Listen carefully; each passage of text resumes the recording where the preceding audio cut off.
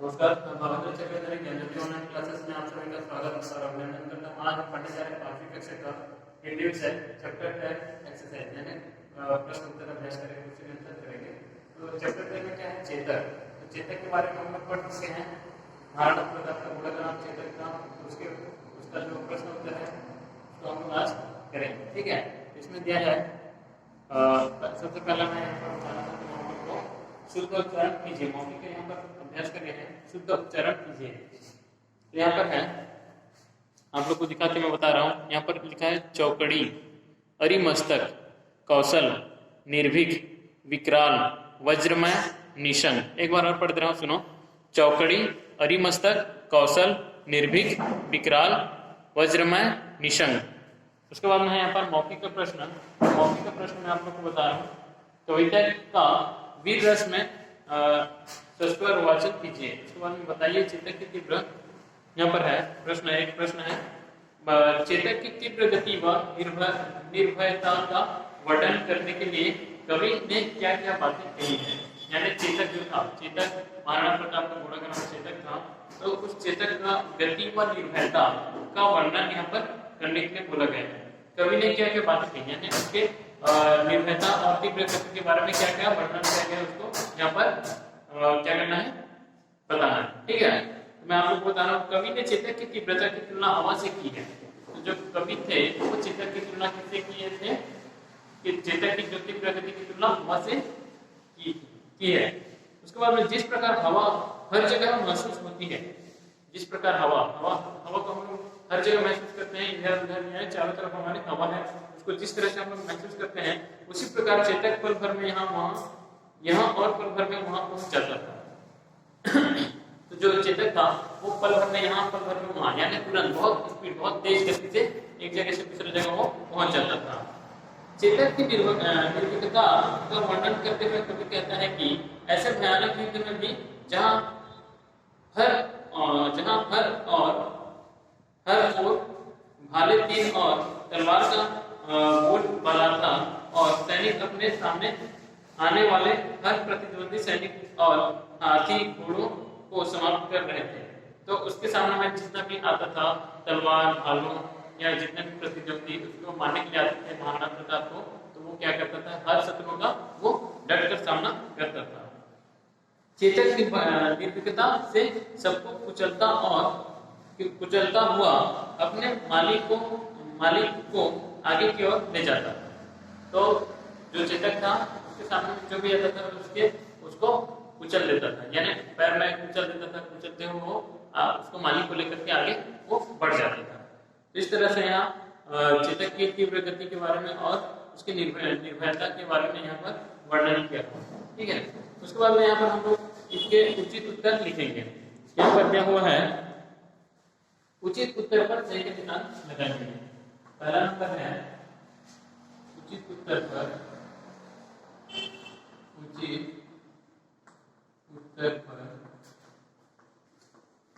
टिक का निशान लगाइए।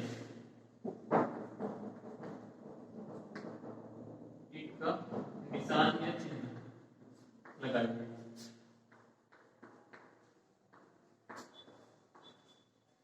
तो पहला प्रश्न है, पहला प्रश्न का नाम है राणा प्रताप के घोड़े का क्या नाम था?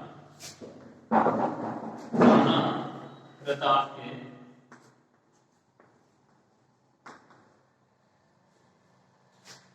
घोड़े का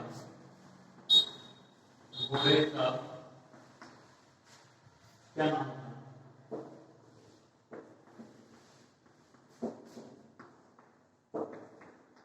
तो राणा प्रताप के घोड़े का नाम क्या था? निराला, चेतक, विकराल। तो तीनों में से कौन सा है? चेतक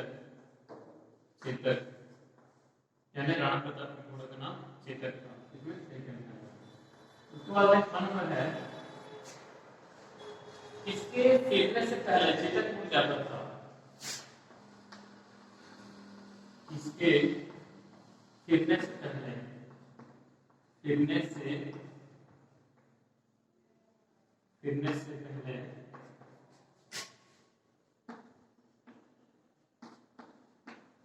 चेतक मुड़ जाता।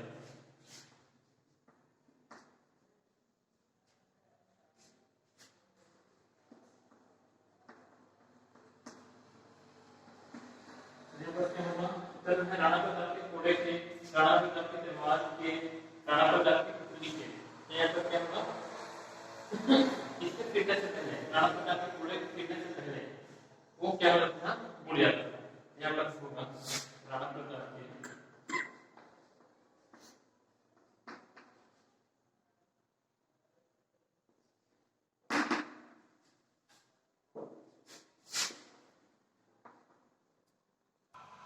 यहाँ पर सेकंड नंबर में है किसके फिटनेस से पहले चेतक उठ जाता है इसके फिटनेस से तो राणा प्रताप की राणा प्रताप की पुत्री फिटनेस से पहले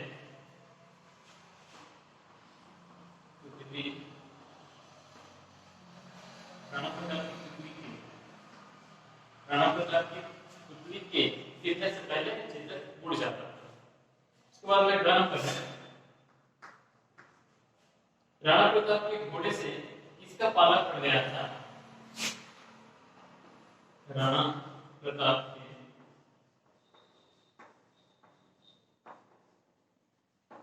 घोड़े से किसका पाला पड़ गया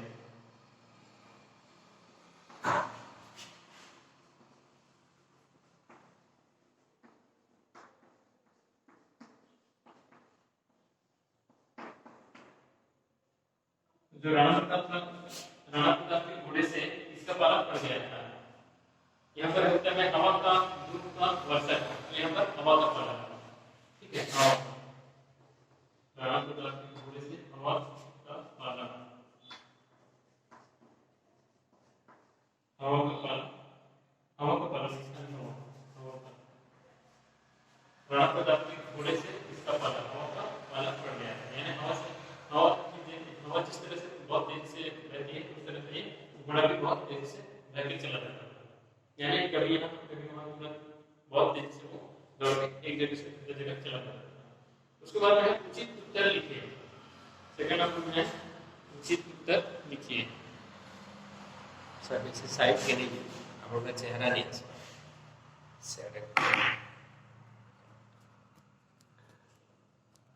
उचित उत्तर लिखिए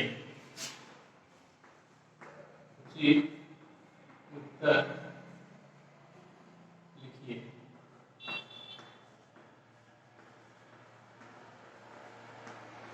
पहला नंबर है सेकंड नंबर है उचित उत्तर लिखिए इसका पहला प्रश्न है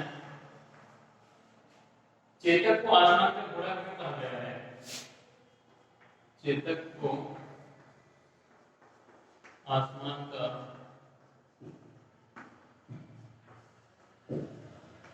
घोड़ा क्यों कहा गया है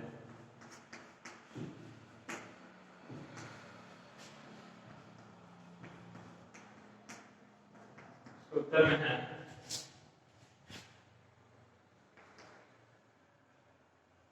चेतक एक असाधारण शक्तियों वाला घोड़ा था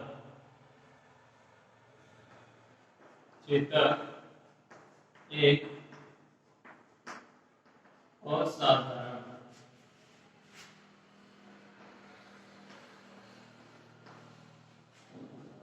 शक्तियों वाला घोड़ा था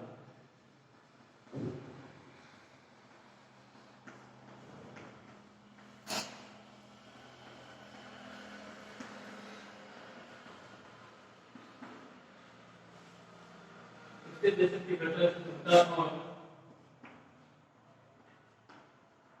जैसे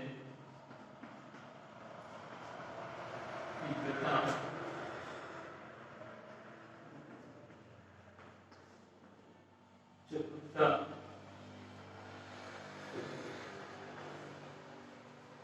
और निर्भीकता एक साधारण घोड़े में नहीं होती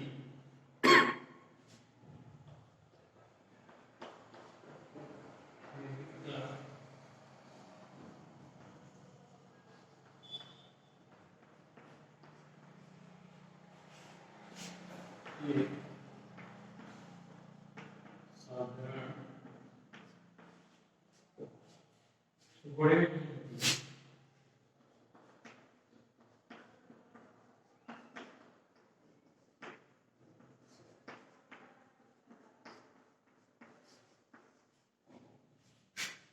इसलिए आसमान में घोड़ा माने विशेष शक्तियों से युक्त गुणा कर गया है, इसलिए उसे असमान का गुणा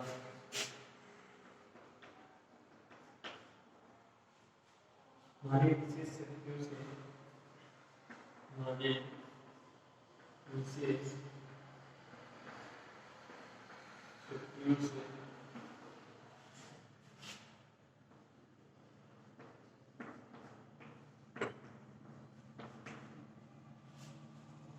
युक्त गुणा कर गया है।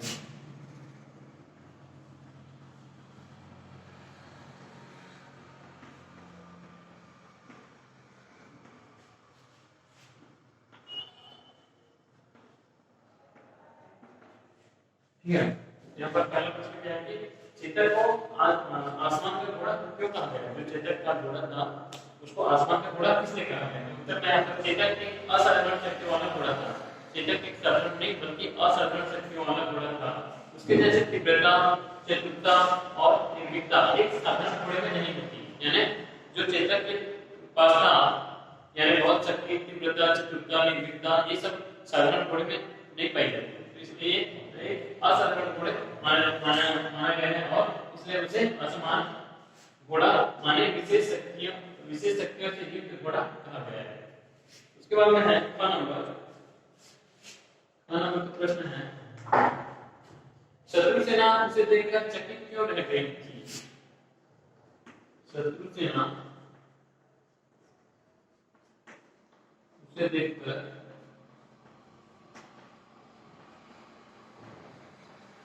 चकित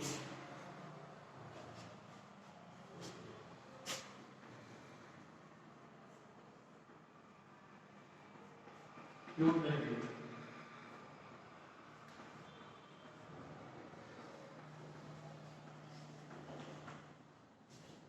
उत्तर है चेतक की तीव्रता, निर्भीकता और समझदारी से शत्रु सेना चकित रह गई। चेतक की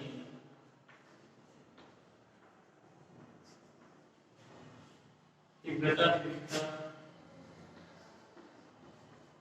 और समझदारी से शत्रु सेना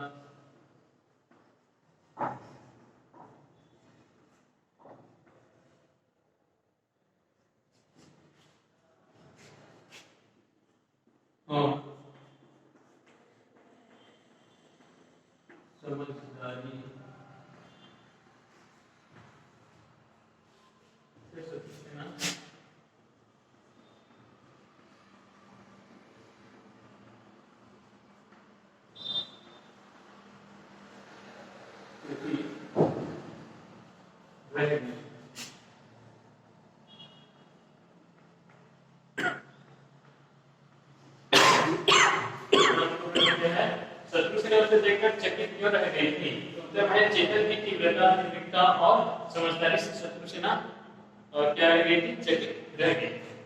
उसके बाद में ग नंबर प्रश्न है ग नंबर में चेतक के किस कार्य से कवि ने उसे निराला कहा है?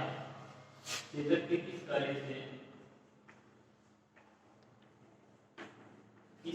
से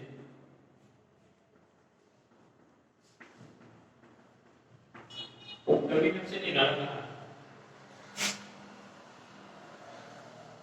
कवि ने उसे निराला कहा।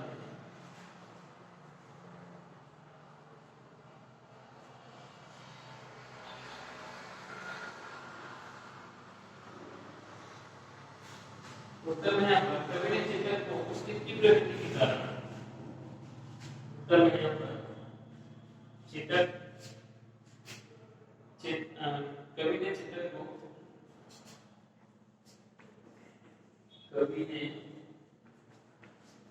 चेतक को उसके तीव्र गति के कारण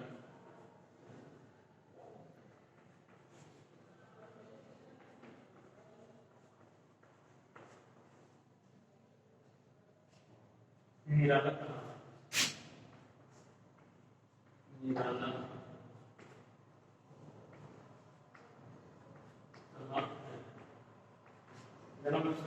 चेतक के किस कार्य से कवि ने उसे निराला कहा? उत्तर में कवि ने चेतक को उसके तीव्र चेतक को उसके तीव्र गति से चेतक को उसके तीव्र गति के कारण से निराला किया। ठीक है, उसके बाद में वन नंबर प्रश्न, चेतक शत्रु सेना पर किस प्रकार आक्रमण कर रहा था? इसको मिटाना पड़ेगा, जगह नहीं है।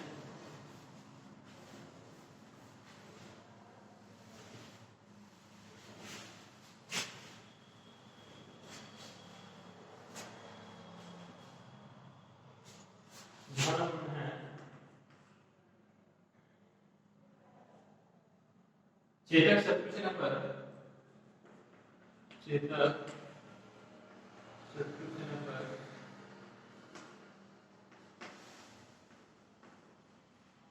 किस प्रकार आक्रमण कर रहा था?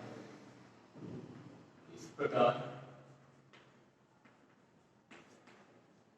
आक्रमण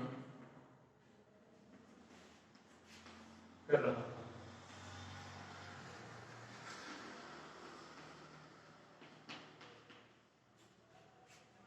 उत्तर में चेतक शत्रु सेना पर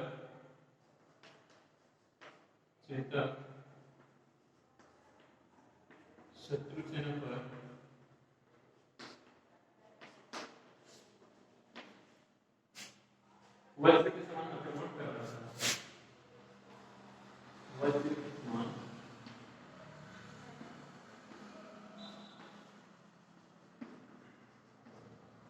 आक्रमण कर रहा था।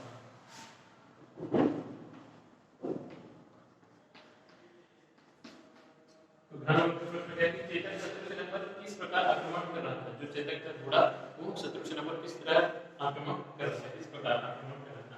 उत्तर में है चेतक शत्रु सेना पर वज्र के समान आक्रमण कर रहा था। तो यहाँ आपका उचित उत्तर लिखिए, ये प्रश्न कंप्लीट हो गया। उसके बाद हम लोग थर्ड नंबर करेंगे। थर्ड नंबर उचित मिलान कीजिए। यहाँ पर हम 3 नंबर पे रहेंगे। 3 नंबर है उचित मिलान कीजिए। यहाँ पर है इधर चार्ट पर है, इधर चार्ट पर है। तो यहाँ पर ये जो कविता है, कविता की पंक्ति है, ठीक है। इस कविता की पंक्ति को हम लोग को मिलाना है। कीर्तन कवि चेतक तट पर राणा की पुत्री तेरी नहीं, हर यही रहा अब यहाँ नहीं, विकराल वज्र में बादल सा इधर है, वहाँ वही रहा है वहाँ नहीं, हरि की सेना पर घर गया, राणा प्रताप को छोड़ा था, तब तक चेतक उड़ जाता था। तो इसमें से मिलान करना है। कीर्तन कवि चेतक तट पर, ये किसमें आएगा? राणा प्रताप का छोड़ा था, यानी राणा प्रताप का जो छोड़ा था, अस्त्र में बैठने के बाद, चेतक में बैठने के बाद पूरा हाथ पकड़ता था, लेकिन वो गलत इस्तेमाल नहीं करता था। ऐसे ही उसके बोलने के पहले वो क्या करता था, उसके घोड़ा जो था वो चेतक जो था वो समझ जाता था उसके इशारे में, ठीक है। उसके बाद में राणा की पुत्री तेरी नहीं, तब तक चेतक मुड़ जाता था। राणा प्रताप की पुत्री तेरी नहीं, तब तक चेतक मुड़ जाता। है यही रहा अब यहाँ नहीं, वहाँ वहीं रहा है वहाँ नहीं, ठीक है। ये इसमें है। उसके बाद में विकराल वज्र में बादल सा हरि की सेना पर घर गया। इस तरह से आप लोग को 3 नंबर को भी मैच करना है, ठीक है। उसके बाद हम लोग 4 नंबर करेंगे। 4 नंबर में भाषा ज्ञान आ गया। इन शब्दों के दो पर्याय शब्द लिखिए। 4 नंबर भाषा ज्ञान, ठीक है।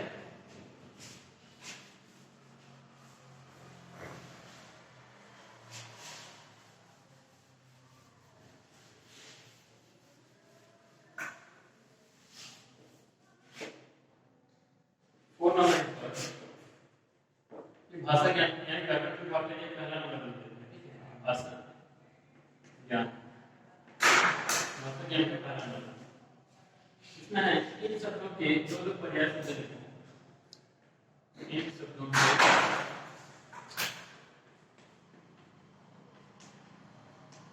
दो पर्याय शब्द लिखो।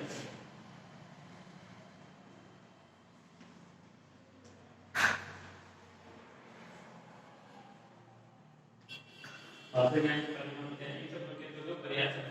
पर्याय मतलब क्या है कि यानी एक शब्द रहेगा उसका और यानी एक शब्द का 3-4 अर्थ रहता है। तो यहाँ पर जैसे कि मैं आपको बताना चाहता हूँ तन को और क्या क्या बोलते हैं, यानी तन को क्या क्या बोलते हैं, शरीर बोलते हैं, काया बोलते हैं, शरीर और काया, इस तरह से पर्याय शब्द है। शरीर बोलने से भी तन है, काया बोलने से भी तन है, तो ये पर्याय शब्द हो गया। ठीक है, उसके बाद है अरि। अरि का मतलब क्या है, शत्रु, और क्या है, दुश्मन।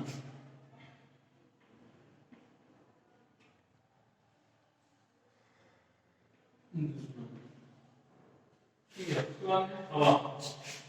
हवा को और क्या बोलते हैं हम लोग, हवा का पर्याय शब्द क्या है, वायु, वायु, और क्या है, पवन। उसके बाद है घोड़ा। घोड़ा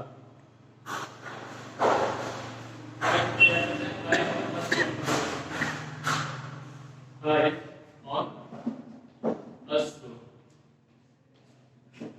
घोड़ा का पर्याय शब्द क्या कहते हैं, और अश्व। तो यहाँ पर पर्याय शब्द दोनों लिखा गया है, यानी ये पहला तन, अरि, हवा, घोड़ा। तो इसके हम लोग यहाँ पर दोनों पर्याय शब्द लिखे हैं। ठीक है, तन का क्या है, शरीर और काया, यानी काया बोलने से भी शरीर है, शरीर बोलने से भी तन है, शरीर बोलने से तन है, काया बोलने से भी तन है, यानी ये पर्याय शब्द है। उसके बाद में अरि। अरि बोलने से शत्रु भी है, दुश्मन भी है। अरि का मतलब है शत्रु और दुश्मन, यानी दुश्मन को भी हम लोग तरीके से कहते हैं और शत्रु को भी हम लोग तरीके से कहते हैं। उसके बाद में हवा। हवा को क्या बोलते हैं हम लोग, वायु भी बोलते हैं और पवन भी बोलते हैं। उसके बाद में घोड़ा को क्या बोलते हैं, काय बोलते हैं, अश्व भी बोलते हैं। इसी तरह ये पर्याय शब्द खत्म हो गया। उसके बाद इस पार्ट में आपने कुछ मुहावरे पढ़े हैं, जो वाक्यांश से आप अपना सामान्य अर्थ छोड़कर विशेष अर्थ प्रकट करते हैं, उसे मुहावरा कहा जाता है। तो मुहावरा पढ़े हैं, मुहावरा किसे कहा जाता है, जो वाक्यांश यानी वाक्य का आधा, एक वाक्य पूरा रहता है तो वाक्य के आधा जो रहता है उसे हम क्या कहते हैं, वाक्यांश कहते हैं। तो वाक्यांश अपना सामान्य अर्थ छोड़कर, वाक्यांश जो रहता है वो अपना सामान्य अर्थ छोड़ करके विशेष अर्थ प्रकट करता है। विशेष अर्थ प्रकट करते हैं उसे हम क्या कहते हैं, मुहावरा कहते हैं। यहाँ पर कुछ मुहावरा है, इन मुहावरा उनके अर्थ को पढ़िए। यहाँ पर कुछ मुहावरे हैं जिसको हम लोग पढ़ते हैं और समझते हैं। ठीक है, अंगूठा दिखाना। अंगूठा दिखाना का अर्थ क्या है, साफ इनकार करना, साफ मना कर देना, इनकार करना। ठीक है, उसके बाद में अंधे की लाठी। अंधे की लाठी का मतलब है एकमात्र सहारा। अपना उंगली सीधा करना। अपना उंगली सीधा करना का मतलब क्या है, अपना स्वार्थ साधना, अपना स्वार्थ जो है उसको साधना, अपना उंगली सीधा करना। उसके बाद में आंखों में धूल झोंकना। आंखों में धूल झोंकने का मतलब क्या है, धोखा देना, यानी ठगना। उल्लू बनाना। उल्लू बनाने का मतलब क्या है, मूर्ख बनाना। जी चुराना, उसका अर्थ क्या है, काम करने से बचना। जी चुराने का मतलब क्या है, काम करने से बचना। तिल का ताड़ बनाना। तिल का ताड़ बनाने का मतलब क्या है, बात को बहुत अधिक बढ़ाना, यानी कोई ऐसा करते हैं कि छोटे से बात को लेकर बहुत बड़ा बात कर देते हैं। उसके बाद फूला नहीं समाना। फूला नहीं समाना का मतलब है बहुत प्रसन्न होना। तो ये आपका मुहावरा है, इसको हम लोग पढ़े और इसके अर्थ को आप लोग को पढ़ना है और अच्छे से समझना है। ठीक है, उसके बाद में भाषा के अंदर हम लोग सेकंड नंबर करेंगे अभी, उचित मुहावरों द्वारा एक स्थानों की पूर्ति कीजिए। यहाँ पर सेकंड नंबर हो जाएगा, यहाँ पर सेकंड नंबर भाषा के अंदर उचित मुहावरे, उचित मुहावरे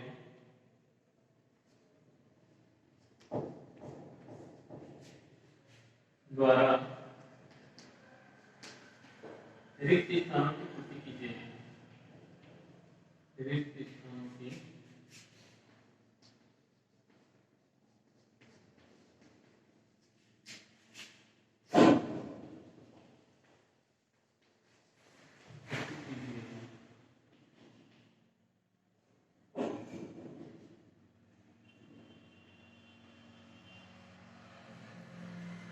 यहाँ पर कुछ मुहावरा लगा करके रिक्त स्थान यानी खाली स्थान को हमें क्या करना है, पूरा करना है। तो यहाँ पर पहला नंबर है, मूर्ख लोग टैक्स अपना बात दूसरों का समझना करते हैं। मूर्ख लोग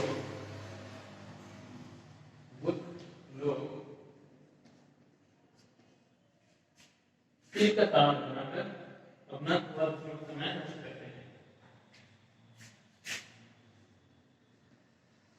ठीक का तार बनाकर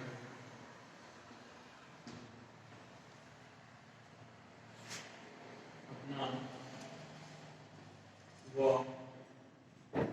दूसरों का समय नष्ट करते हैं।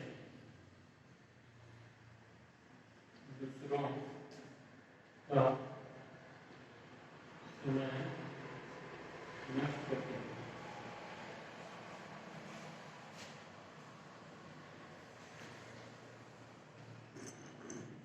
यहाँ पर खाली समय क्या है? तीन का तार, उनके तार बनाते हैं। मूर्ख लोग तीन का तार बनाकर अपना व दूसरों का समय नष्ट करते हैं। जो मूर्ख व्यक्ति रहते हैं वो क्या करते हैं कि छोटे से बात लेकर के बड़े बात बना देते हैं और अपना भी समय नष्ट करते हैं, उसके साथ साथ दूसरे के समय भी हम लोग क्या करते हैं? नष्ट कर देते हैं। उसके बाद में सेकंड नंबर है किसी की डैश उचित नहीं है।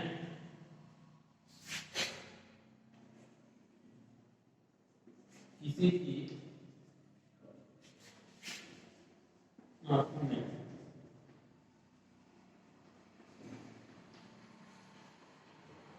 धूल झोंकना उचित नहीं है।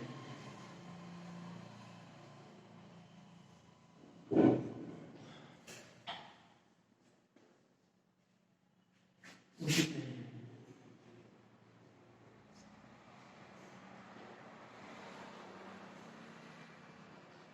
यानी किसी को धोखा देना उचित नहीं है। किसी की आंख में धूल झोंकना उचित नहीं है। इसका मतलब है कि किसी को धोखा देना उचित नहीं है। ठीक नहीं है। और नंबर है परीक्षा में उत्तीर्ण होने पर वह डैश परीक्षा में उत्तीर्ण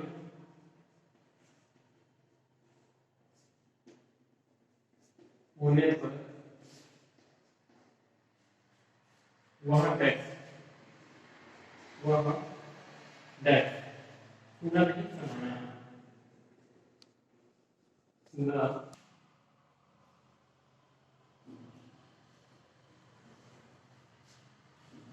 यहाँ पर परीक्षा में उत्तीर्ण होने पर वहाँ पूरा नहीं समाया है। परीक्षा में जैसे वो उत्तीर्ण हो गया वो किसी कुमार को ठिकाना पड़ेगा। उसके बाद है मेरे फ्रेंड मामले पर उसने मेरे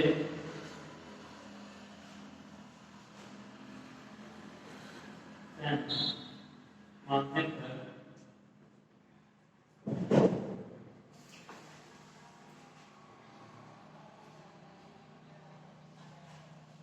उसने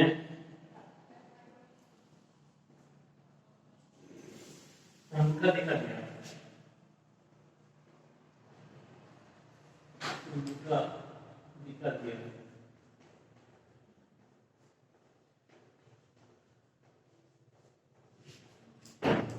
अंगूठा दिखा दिया इसका मतलब क्या है कि मेरे फ्रेंड मामले पर उसने अंगूठा दिखा दिया यानी पूरा मना कर दिया। ठीक है, ये भाषा ज्ञान का सेकंड नंबर कंप्लीट हो गया। उसके बाद में भाषा ज्ञान में हम लोग तीसरा और चौथा यहाँ पर फोर नंबर भाषा ज्ञान के फोर नंबर उदाहरण के अनुसार दिए गए पुस्तकों से दो दो शब्द बनाइए। यहाँ पर ये दिए गए हैं अक्षर। ठीक है, इसको लगा करके हम लोग दो दो क्या बनाएंगे? दो दो शब्द बनाना। ठीक है, तो प्रश्न यहाँ पर बना है। यहाँ पर एक शब्द यहाँ पर दिया गया प्रश्न प्रकार। यहाँ पर और दो शब्द हम लोग बनाए हैं प्रतिष्ठित प्रतिष्ठित। ठीक है, और प्रसन्न प्रतिष्ठित और प्रसन्न। ठीक है, यहाँ पर प्रश्न प्रताप प्रतिष्ठित प्रसन्न। ये प्रताप जो लिखा हुआ वो गलत है। तो यहाँ हम लोग बनाए शब्द प्रतिष्ठित और प्रसन्न। उसके बाद में नीट नीट नीट शब्द से हम लोग यहाँ पर बनाए निर्जल और निरर्थक। ये निर्भीक कार्य से किया हुआ है। हम लोग कौन बनाए निर्जल और निरर्थक। उसके बाद में वी से विकराल लिखा हुआ है। यहाँ पर हम लोग लिखे विपरीत विरला। उसके बाद में परा से पराजय और परामर्श पराक्रमी। इस तरह से आप उपसर्ग दो बना सकते हो। उसके बाद में 5 नंबर है इन वर्णों से सार्थक शब्द बनाएंगे। ये जो दिया गया है ये निरर्थक है। निरर्थक जिसका अर्थ नहीं होता उसको हम क्या बोलते हैं? निरर्थक। और जिसका अर्थ होता है उसको हम क्या बोलते हैं? सार्थक। यहाँ पर सार्थक शब्द बनाने के लिए बोला गया है, तो ये शब्द इधर का है, तो इसको हम सुधार के से क्या हो जाएगा, वो सार्थक शब्द हो जाएगा। यहाँ पर डी चौक का है, इसको हम लोग कहते हैं कचौड़ी, तो इसका अर्थ है कि खाने वाला कचौड़ी जो खाते हैं। उसके बाद में स आ नमा, स आ नमा, इसका अर्थ में ये निरंतर के इसको हम सुधार के फिर आसमान, आसमान होने से आकाश नभ, ठीक है। उसके बाद में नभ या नभ या, इसका अर्थ में ये इसको हम सुधार के लिखे, तो ये क्या हुआ, भयानक यानी विकराल, भयानक। उसके बाद में तकुली, तकुली का अर्थ में है यहाँ पर हम लोग सुधार के इसको उतली। तो इस तरह से आप लोग चैप्टर 10 को चेतक जो अभ्यास कर रहे हैं उसको पूरा करोगे अपने बुक में और अपनी किताब में तो कंप्लीट करके अच्छे से सोच समझ करके आप लोग लिखोगे और उसको याद भी करोगे, ताकि आपके जो एग्जाम होगा उसमें आप अच्छे से लिख सकते हो, ठीक है। इसी किताब में आज के लिए काफी धन्यवाद।